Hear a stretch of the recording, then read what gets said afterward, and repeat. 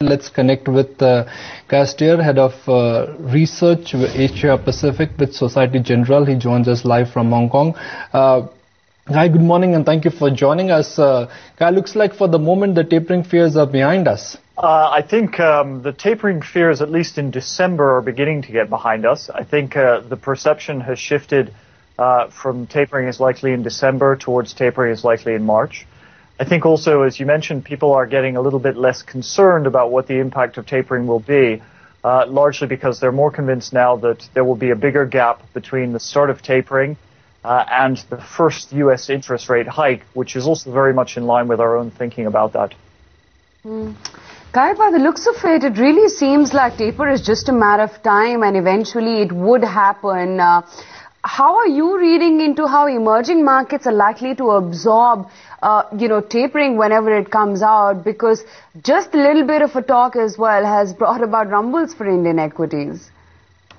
Well, I think the reaction for emerging markets is not just dependent on what's going on in terms of short U.S. interest rates, but really what's going on in terms of U.S. bond yields.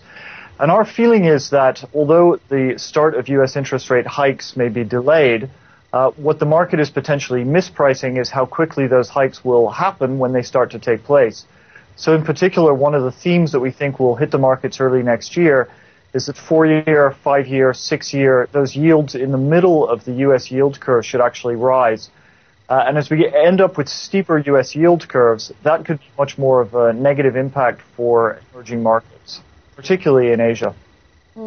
Past few weeks, Guy, select agencies like CLSA, Credit Suisse, as well as Goldman Sachs have turned their tone quite positive on the Indian economy prospects and even Indian equities going into next year. What's your sense? I think, so across Asia as a whole, there's really two questions. One is how do markets react to the Fed, which we've discussed? And secondly, what do the policy changes in China actually mean, not just for China, but for the region as a whole? What China is trying to do with the policy changes it's making at the moment is make capital more productive. And this is a very positive long-term impact for the Chinese economy and therefore for economies elsewhere in the world. The pressure is more what's going to happen in the very short term, because in part, in order to make capital more productive, you have to give less of it to the people who are using capital unproductively. And in doing that, you may cause a near-term shock. You may have what we could call execution risks in terms of the Chinese economy. So that could be a near-term negative for the market as a whole.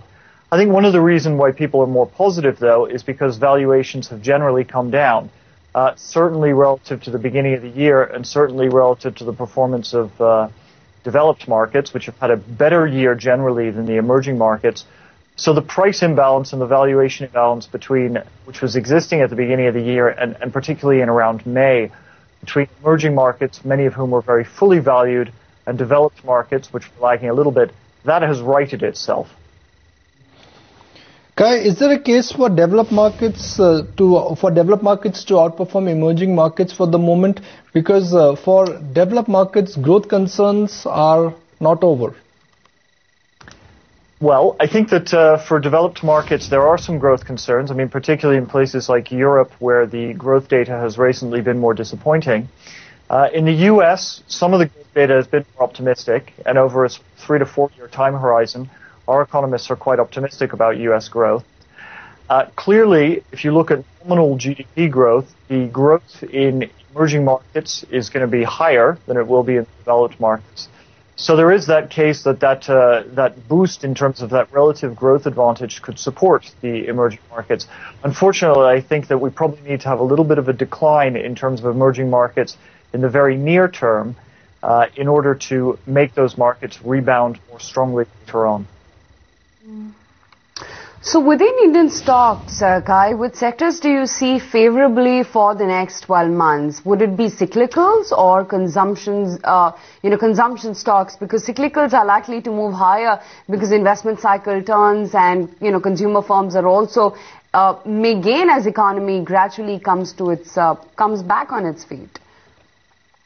Well, I think in India in particular, as I think you mentioned earlier on in your program, one of the challenges for global investors looking at India is to say, how is the political situation going to pan out?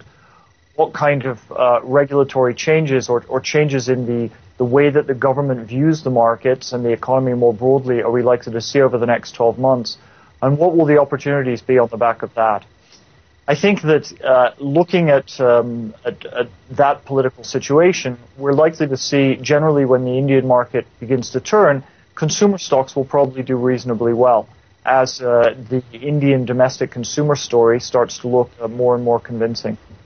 And how do you see India versus China purely on the basis of, the valuations that we're quoting with? Just last week, the Chinese equities outperformed India by a good 5%.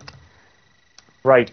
Well, the valuations in terms of price to book, I mean, both of these markets are actually relatively cheap compared to, say, some of the markets in Southeast Asia, where still things like price to book have, after a 3-year rally, the valuations in Southeast Asia are a lot higher. I think in some senses, what China would like to be evolving towards is what India looks like at the moment, which is an economy much more dependent on domestic demand, and therefore seeing a less dependency on the infrastructure sector and less dependency on capex, and more fueled by domestic demand. I think if the transition works in China, China will be a great success story. And over the medium term, the Chinese market has a great deal of potential. The situation in India and the way that global investors view India is rather differently. In a sense, what they're asking is, can the government free up the domestic economy so that Indian companies, which are generally extremely well run, are able to perform as well as they would do if there wasn't so much macroeconomic hindrance. And in this case, if we do see that easing in terms of regulations and more freedom for Indian companies to really excel, then you have a very strong story for Indian stock market performance.